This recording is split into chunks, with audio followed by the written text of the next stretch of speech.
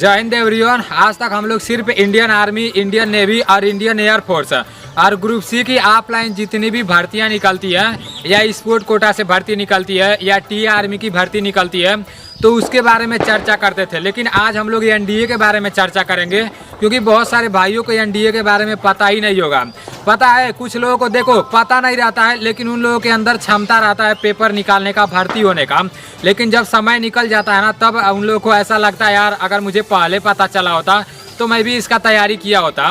देखो बहुत सारे भाइयों को एनडीए के बारे में पता होगा और बहुत सारे लोगों को नहीं पता होगा। तो ये वीडियो सिर्फ उन लोगों के लिए है जिनको एनडीए के बारे में कुछ भी नहीं पता है। ये वीडियो देखने के बाद उन सभी लोगों के मन में थोड़ा सा भी डाउट नहीं रहेगा जो लोग आगे चलकर एनडीए की तैयारी करना चाहते हैं। और एक बात और मैं आप लोगों से बता दे रहा हूँ, देखो एनडीए में हाइट बहुत कम लगता है और इसलिए हाइट कम लगता है क्योंकि इसमें एज बहुत कम रहता है। 16.5 साल से लेकर 19 साल तक एज रहता है।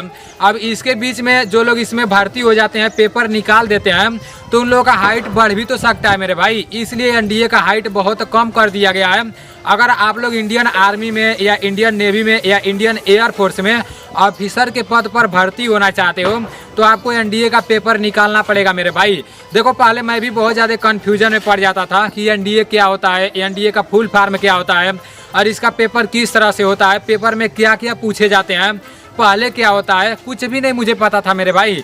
लेकिन आज मैं आप लोगों को मतलब पूरा का पूरा सर्च करके जैसे सारी की सारी चीज़ें इकट्ठा किया हूँ और इकट्ठा करके मैं सोचा हूँ आप लोगों के पास शेयर करूँ ताकि आप लोगों को भी पूरा का पूरा बात पता चले और आप लोग भी अपनी तैयारी मतलब बेस्ट तरीके से अपने हिसाब से करना शुरू कर दो, ठीक है ना। सबसे पहला नंबर बात कर लेते हैं एनडीए क्या होता है। देखो एनडीए का फुल फॉर्म होता है नेशनल डिफेंस एकेडमी, इसका हिंदी होता है राष्ट्रीय रक्षा एकेडमी। भारतीय सेना में अधिकारी बनने के लिए एनडीए का पेपर देना पड़ता है और भारतीय सेना में आपका इंडियन आर्मी भी आ जाएगा, इंडियन नेवी भी आ जाएगा और इंडियन एयरफोर्स भी आ जाएगा। तो इसमें सबसे पहले आपको पेपर देना पड़ता है और वो पेपर यूपीएससी के द्वारा कराया जाता है। यूपीएससी का फुल फॉर्म होता है यूनियन पब्लिक सर्विस कमीशन।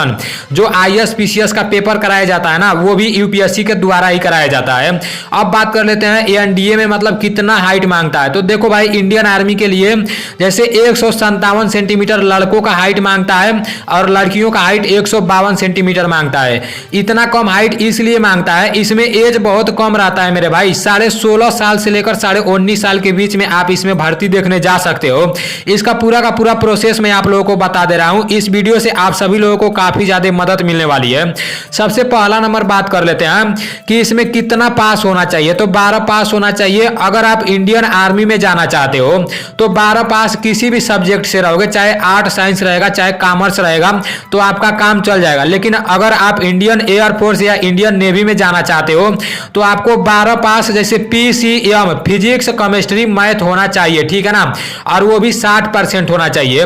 मिला जुलाकर मैं आप लोगों से यही कहना चाहता हूं कि इंडियन आर्मी में तो किसी भी सब्जेक्ट से रहोगे काम चल जाएगा, लेकिन इंडियन एयरफोर्स में 12 पास होना चाहिए, फिजिक्स केमिस्ट्री मैथ होना चाहिए, वो भी 60% होना चाहिए, ठीक है ना। अब बात कर लेते हैं इसका पेपर किस तरह से कराया जाता है और इसकी भर्ती कब आएगी। अभी मैं आप लोगों को आगे चलकर बता दूंगा इसका ऑनलाइन कब से शुरू होगा। देखो इसका जो पेपर होता है ना, पहला नंबर मैथमेटिक्स पूछा जाता है और दूसरा पूछा जाता है जीएटी जनरल एबिलिटी टेस्ट। तो मतलब किस तरह से पेपर कराए जाते हैं ये भी आप लोग देख लो। एक ही दिन में आपका 2 बार पेपर देने जाना पड़ेगा। जैसे आपका जहां सेंटर पड़ा रहेगा पहले 10 बजे से 12 बजे तक पेपर होगा, उसके बाद से आपका 2 बजे से 4-4:30 बजे तक पेपर होगा, ठीक है ना। 10 बजे से 12 बजे के बीच में आपका मैथमेटिक्स का पेपर होगा। मैथमेटिक्स में क्या क्या पूछे जाएंगे वो भी आप लोग जान लो। देखो 300 नंबर का पूरा जैसे प्रश्न पूछे जाएंगे और 150 क्वेश्चन रहेंगे, ठीक है ना। आपका जैसे अगर एक क्वेश्चन गलत हो जाता है तो आपका 0.83 नंबर काट लिए जाएंगे। ये भी आप लोगों को ध्यान में रखना है, माइनस मार्किंग रहता है, ठीक है ना। अब बात कर लेते हैं दूसरा पेपर का। जैसे 10 बजे से 12 बजे तक अगर मैथमेटिक्स का पेपर आप दे लोगे तो 2 बजे से जब पेपर देने जाओगे जीएटी जनरल एबिलिटी टेस्ट का तो उसमें आपका टोटल 600 नंबर का प्रश्न पूछे जाएंगे और 150 क्वेश्चन रहेंगे, ठीक है ना। अगर एक क्वेश्चन आप सही कर देते हो तो 4 नंबर आपको मिलेंगे। और अगर एक क्वेश्चन गलत कर देते हो तो 1.33 नंबर आपके काट लिए जाएंगे, ठीक है ना। तो ये रहा इसका पेपर देने का तरीका। इसका पेपर में कितना नंबर का प्रश्न पूछा जाता है और कितना नंबर जैसे गलत होने पर कितना नंबर काटा जाता है, ये सारी चीजें मैं आप लोगों को बता चुका हूं। अब बात कर लेते हैं, मैं आप लोगों को पहले ही बताया हूं ना, इसमें जो एज रहता है ना, मिनिमम एज 16.5 साल होना चाहिए और मैक्सिमम एज 19.5 साल होना चाहिए। जो लोग एज में जैसे 17 साल के रहते हैं उन लोगों को हाइट में और छूट मिलता है, क्योंकि सभी लोगों को पता है कि इतना कम एज रहता है, इतना कम ही एज में जैसे आप पेपर देने जाते हो तो आपका हाइट अभी बढ़ सकता है, इसलिए हाइट में काफी ज्यादा छूट मिलती है। वैसे इसमें हाइट 157 सेंटीमीटर लड़कों का लगता है और लड़कियों का 152 सेंटीमीटर लगता है। और जो लोग पहाड़ी एरिया से आते हैं, गोरखा रहते हैं, जैसे जो लोग मतलब पहाड़ी क्षेत्र से रहते हैं ना, उन लोगों को हाइट में 5 सेंटीमीटर का छूट मिल जाता है मेरे भाई। अब बात कर लेते हैं, जैसे लास्ट में मैं आप लोगों को सारी की सारी चीजें बता दे रहा हूं। जब आप ऑनलाइन करा लोगे, ऑनलाइन कराने के बाद आपका रिटन टेस्ट कराया जाएगा, और रिटन टेस्ट किस तरह से कराया जाएगा मैं आप लोगों को बता चुका हूं। पहले 10 बजे से 12 बजे के बीच में आपका मैथ कराया जाएगा और 2 बजे से 4:30 बजे के बीच में GAT जनरल एबिलिटी टेस्ट कराया जाएगा।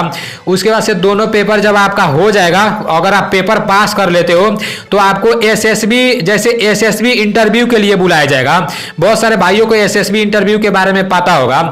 ये पता है, अगर आप NCC C किए रहोगे, NCC C में 1 रेट रहेगा तो आप डायरेक्ट SSB इंटरव्यू के लिए जा सकते हो। आपको NDA का मतलब शुरू में पेपर देना ही नहीं पड़ेगा।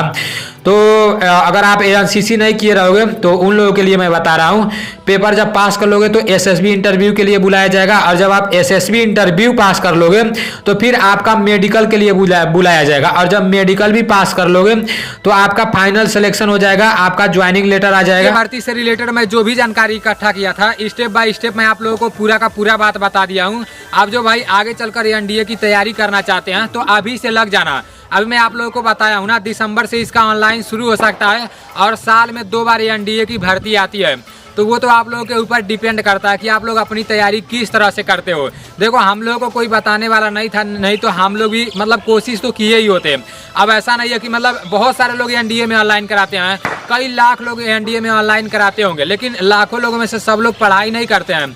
उसमें से बस कम ही लोग पढ़ाई करते हैं, और उन्हीं लोगों में कंपटीशन रहता है मेरे भाई।